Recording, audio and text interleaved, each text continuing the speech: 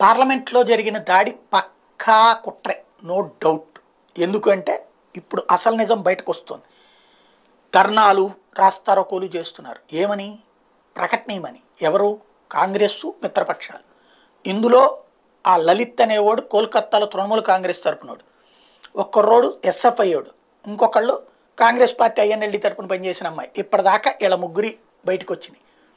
వాస్తవంగా పార్లమెంటు మీద దాడి క్రిందటిసారి జరిగిన తరహాలో జరిగితే మోడీ వెళ్ళి పాకిస్తాన్ని నాశనం చేసి వస్తాడు, ఏపీఓకైనా లాక్కొచ్చేస్తాడు. తద్వారా రేపు ఎలక్షన్లో క్లీన్ స్వీప్ అయిపోతే శాంతం వీళ్ళ జీవితాలే నాశనం అయిపోతాయని భయపడ్డారు.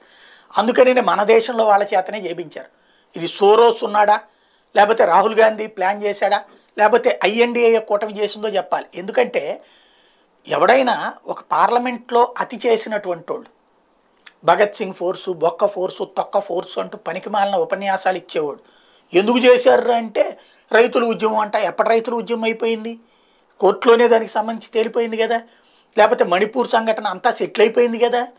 ఇంకేంటి అక్కడ? ఇట్లాంటి వాటికి వీడు ఫీల్ అయిపోయి పార్లమెంట్లో అరాచకం చేయాలనుకున్నారండి. అదేంటి? భద్రతా వ్యవస్థల్ని మోడీకి చేత కాదని చూపెట్టడం, లేదా ఈ అర్బన్ నక్సల్ మైండ్ సెట్ని మిగతా ప్రజలకి అంటించడం అన్నటువంటిది. ఈ దేశంలో ఇట్లాంటి కుట్రలు జరుగుతాయి. నేను దాదాపు 3 నెలల క్రితమే చెప్పాను భవిష్యత్తులో ఇట్లాంటివి జరుగుతాయి అని. ఇది సోరోస్ మీడియా, సోషల్ మీడియా ద్వారా హైప్ చేస్తుంటుంది. మీడియా కూడా అదే రూట్లో వెళ్తుంది తప్పించి వీళ్ళ వెనకాల ఉన్న ఈ కుట్ర వీళ్ళు అన్నటువంటిది ఎందుకు బయట పెట్టరు? సోషల్ మీడియాలో వచ్చేస్తున్నాయి వాళ్ళ జాతకాలంతా. బట్ మెయిన్ స్ట్రీమ్ మీడియా ఎందుకు దాచేస్తుంది? దాన్ని బట్టినే అర్థమవుతుంది కదా.